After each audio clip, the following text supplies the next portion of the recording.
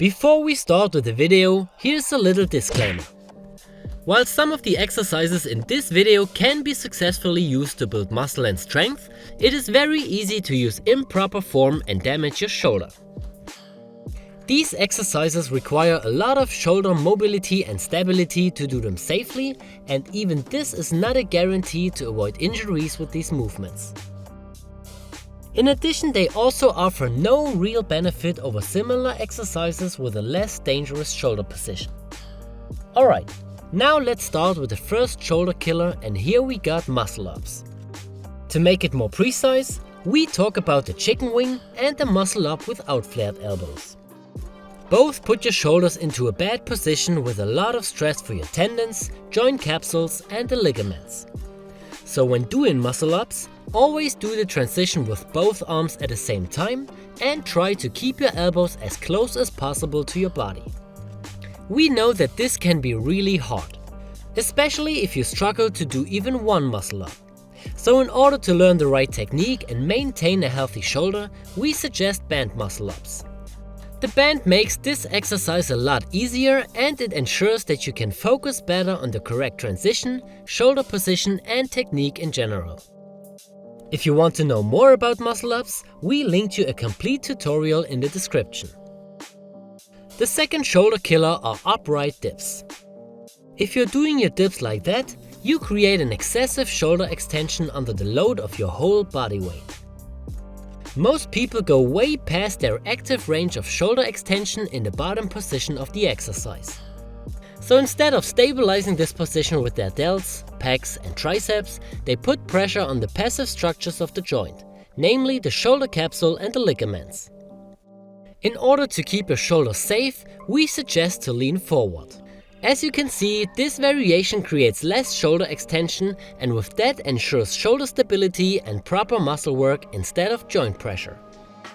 The forward-leaning dip is not only way more shoulder friendly, it's even way better to work your chest.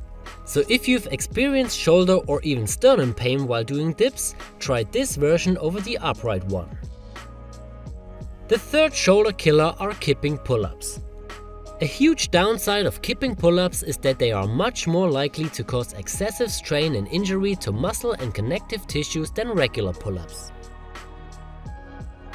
Stabilizing your body on the way down when doing a pull-up with momentum is much harder as when you do it strict. Especially when you combine the kipping movement with an excessive arch in your lower back and a huge range of motion in your shoulder joint. Kipping in general demands greater joint stability, mobility, flexibility and control as the strict movement. If you can't control the movement in every rep, you can easily create shoulder, elbow and lower back injuries. If you want to know more about kipping versus strict pull-ups, we linked you a detailed video about this topic in the description.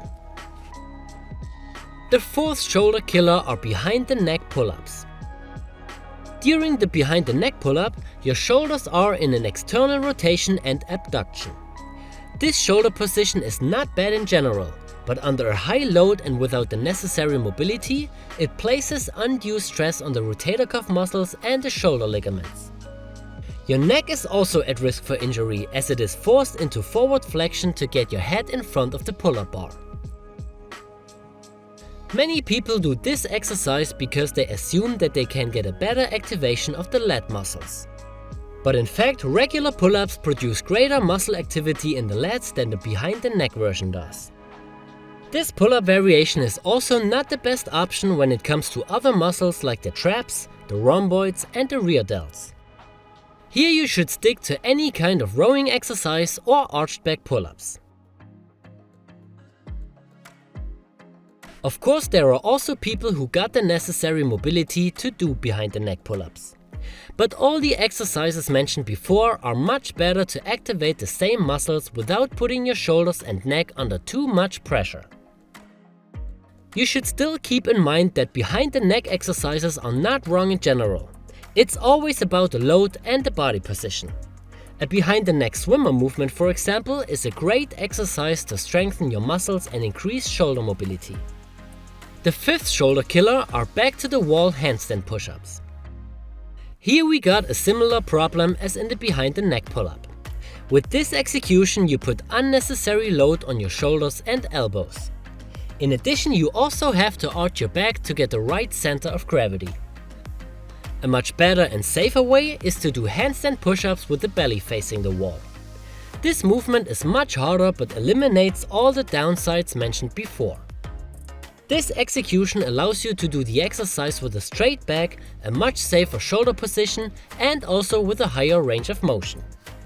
The key point for this exercise is to move your body out of its nearly vertical line and with that move your shoulders in front of your wrists. The more backward than outward pointing elbows make it much safer and more effective.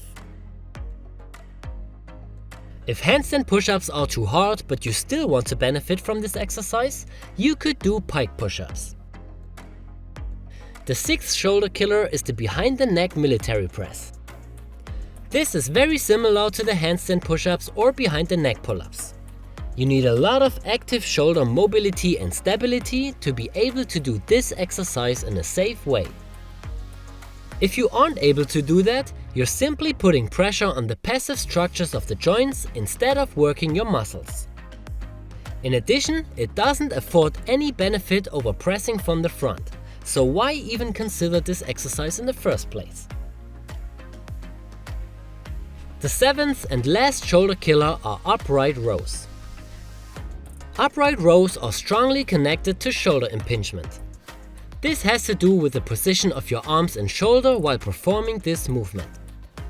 When you do the upright row, the upper arms rotate internally around the shoulder. While internal rotation itself is not necessarily bad for your shoulders, the problem comes when you raise the arms up and add resistance in that position. Every time you raise the weight, a small tendon in your shoulder can get pinched by the bones in and around your shoulder. This may not hurt immediately. It may not even hurt for a long time, but the tendon will gradually become worn down and damaged.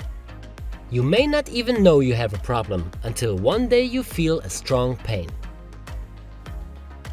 Since there are better exercises to target your front and middle delts, like the dumbbell scaption or lateral raise, there is no real reason to do upright rows. Alright guys, we hope we could help you to make your workout safer and more effective. If you are looking for a step-by-step workout guide that helps you to avoid all the common workout mistakes, you should head over to calimove.com.